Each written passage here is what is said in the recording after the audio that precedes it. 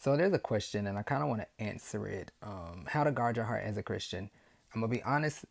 I have written stuff down. That's okay. Sometimes, it is what it is. But I wanted to be transparent about that because I will. I don't want to read from it directly, but I will be reading from it and glancing at it.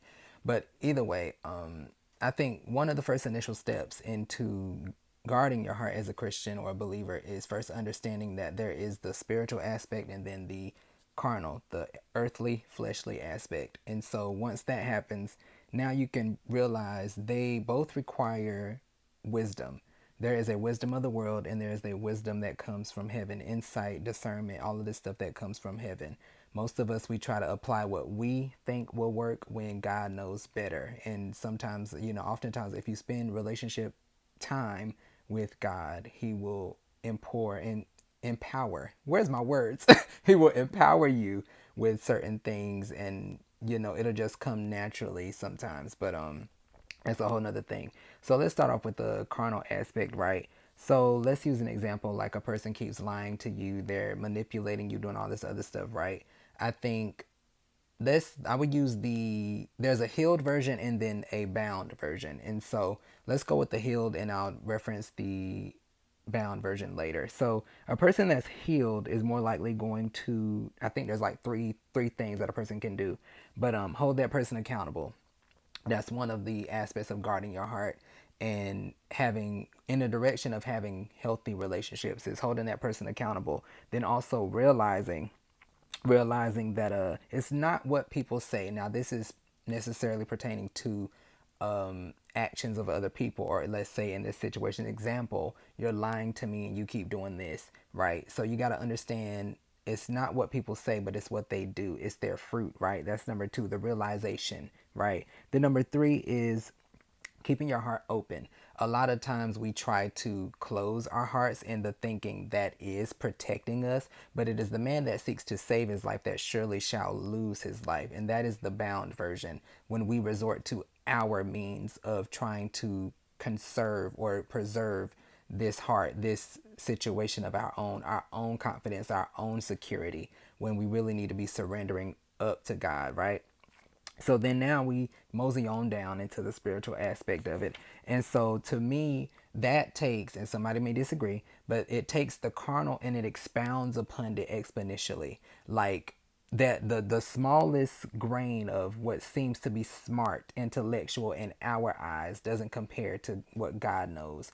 And so it takes it and it goes up like crazy in this supernatural way, right? But if you need verses to really kind of glimpse and understand this, because it's initially, I think, mentioned in Proverbs 4:23, Luke 6:45 is mentioned there, Philippians 4:7, and Matthews 5 and 8. And then there's a few other places. So if you need to go, replay it, get those verses so you can go and read it, that stuff, right? But let's reference with the breastplate of righteousness. That is what we have as believers in understanding. It's not necessarily connected to the way we see it in the earth realm, guarding your heart, because we think, like I said, to preserve our lives, to save ourselves, save our feelings, save whatever it is, right, that we value. Whereas in the spirit realm, we need to be preserving ourselves from iniquity, wickedness, defilement. These are the things that guarding your heart pertains to in the spirit, in connection to the word, living a way that is righteous, right? So let us say this because this is why they're connected, the carnal and the spiritual aspect, and especially in the spiritual. Because if someone hurts you, right, someone insults you, that can provoke you to wrath, sin, right? Be angry, but sin not. If someone hurts you, that can provoke you to unforgiveness, bitterness, right? So there are things that come from the flesh that can bleed into the spirit.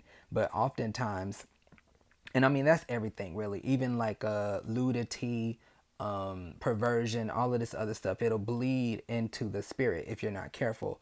But that's that aspect. And now we also realize going into, I don't know how to give you an example of a spiritual thing because it's all spiritual if you look at it, but we as believers, we are in this world but are not of this world. So we should not easily be influenced by the things that are happening outside of us. Yes, there are a lot of things that are lawful, but everything is not helpful. And so you have to get to the point where, okay, what is good for me? Even if it's not against God, what can I do that will keep me saved? What can I not do that, you get what I'm saying? What is just not going to keep me close to God? Because if it takes me away from God, I don't want it. I shouldn't even think about going near it. I should value my relationship with God that much. That's a part of guarding your heart. That is the one of the main ingredients of guarding your heart. But really, it is having on this righteousness, the breastplate of righteousness is Jesus, the Word, the truth, the all of these things that help you to understand. Okay, what are these things that can defile me? What are these things that can separate me from the love of God? And I mean, there's a verse there that talks about nothing can separate you from the love of God or something like that, but I don't know. Please read your word, pray. What I say may not be concrete, but I speak from, I think, my experience. I speak from what I've read, and I don't know everything. I'm human, so please keep that in mind. But you know just going back to the let's say someone hurt you and now you have hatred in your heart, right? So that shares the theme with how most carnal minded people guard their heart. It's a man-made remedy and solution to protect yourself. So I think I said that already, but I wanted to make sure that I got that out of the way. But I think that's basically it for what I have written down, because we we are not looking at how do we save ourselves. If I haven't said it already, the man that seeks to save his life shall surely lose it, right? So it's not about this physical means of saving our lives. It is about what is coming from within, and who we are and what we look like in the eyes of God that we should be concerned about. That is why we guard our hearts, because God is looking, I mean, consistently and never missing anything, but always recognizing what is within us. And so, I mean, I hope I answered the question of how to guard your heart as a Christian. But I mean, there are applicable ways, but that would take, I mean, it would take years really to cover every way. But you got to realize what one man may see as a sin, another may not. And what I say by that, and what I mean by that, is let's say God tells a man not to eat meat, right? So that one man cannot eat meat where another person can. And so it's not always the don't have sex outside of marriage, or don't do this and don't do that. There are little nuanced things or specific things that a person can partake of or they can not, which I referenced earlier about you having to do what keeps you close to God. And so it really comes about, it goes, how do you say it? I don't know. Guarding your heart is there's the word helps you to understand it. You got to read it not just to achieve a goal of saying I read the whole Bible, but read it in spirit and in truth. Read it because there is something there for you. It's not some it's literally not just so you can say I did it. That's not what we do it for. That's not what we read this instruction manual for. We read it to learn, to eat, to receive, to perceive the thoughts, the feelings, the emotions, the ways, some of these things of God, because there's too much for us to contain and understand. But if we're given a free gift, why not take it? You understand? And so, guarding our hearts, I could give you a few things, but I can't give you everything. But the main thing is to understand the word, understand the ordinances, the laws, the mitzvahs, and the things of God that He has laid out for us, and so that we can actually be a pleasing sacrifice. Let our bodies and our temples be a sacrifice unto the Lord. And that doesn't just pertain, well, some people they bring certain things into it, but that means don't be a harlot, don't be a whore, don't be idolatrous, don't be out here fornicating with sin and sleeping and laying with the enemy. Don't do that kind of stuff. And it's not just talking about actual sex. It's talking about don't partner with wickedness, defilement. Don't connect yourself to those things, because that taints your heart and then it defiles you. And so now you got that stuff living in you, and what's in the heart is surely going to come out. From what the abundance of the heart, the mouth speaks.